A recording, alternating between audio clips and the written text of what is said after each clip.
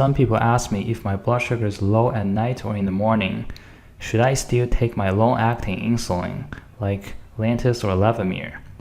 They worry that blood sugar will bottom out. So let's talk about it. The first step in this kind of situation is to bring up blood sugar to a safe level, whether by taking sugar pills or by eating and drinking large amount of carbohydrates. Then you should try to figure out why blood sugar was low. Has this happened several times recently, or was it just a one-time thing? Did you just exercise, or skip a meal, or took too much short-acting insulin? I would not suggest skipping the long-acting insulin, especially if you have type 1 diabetes. If you skip it, blood sugar may go too high the next day or later in the day. However, if this has been happening a few times recently, then the dose of the long-acting insulin is probably too high. In that case, you should consider reducing the dose of long-acting insulin by 20 to 30%. Now let's look at a few examples. This is a lady with type 1 diabetes on Levemir 20 units at night and Humalog 5 units before each meal. She had no lows in the past month.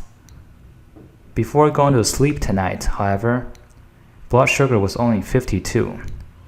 She didn't know whether this is a good idea to take Levemir tonight. The first step is to take sugar pills to bring it up.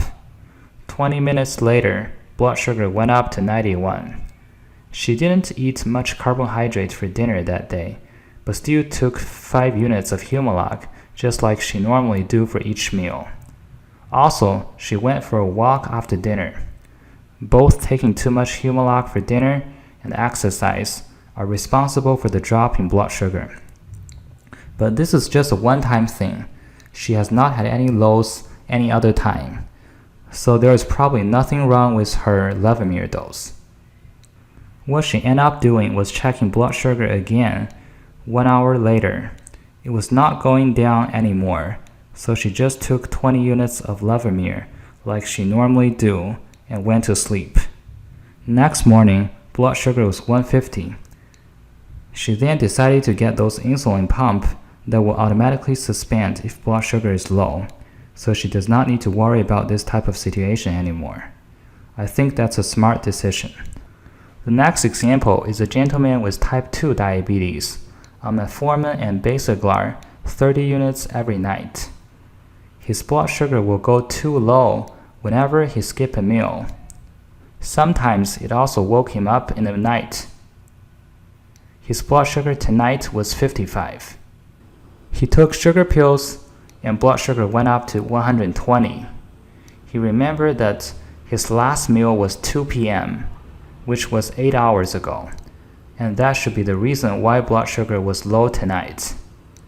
The point I want to make here is that if blood sugar dropped too low whenever you skip a meal, or if you're waking up in the middle of the night from low blood sugar, the dose of long-acting insulin is too high. He decided to take less Lantus. He took 20 units instead of 30 units. Blood sugar was 130 the next morning. He made the right decision on cutting back the Lantus dose. The next example is a gentleman with type 2 diabetes on metformin, Ozempic, and Lantus 40 units every night. His blood sugar has never been low in the past 2 weeks. Tonight it was only 65. He took sugar pills and brought it up to 90. Looking back, he ran on the treadmill for 1 hour today, not something he normally does. But he didn't want to wait and check blood sugar again, so he decided to take less Lantus and go to sleep. The next morning, blood sugar was up to 220. In this example, you can see the dose of 40 units a day is the right dose for him, because he has never had any lows in the past 2 weeks. What happened tonight was just an outlier after exercise. By reducing the dose of long-acting insulin, it is possible that your blood sugar will go up the next morning. But if you are very worried about low blood sugar at night, or if you don't want to wait, this could be a reasonable option, but may not be the best option.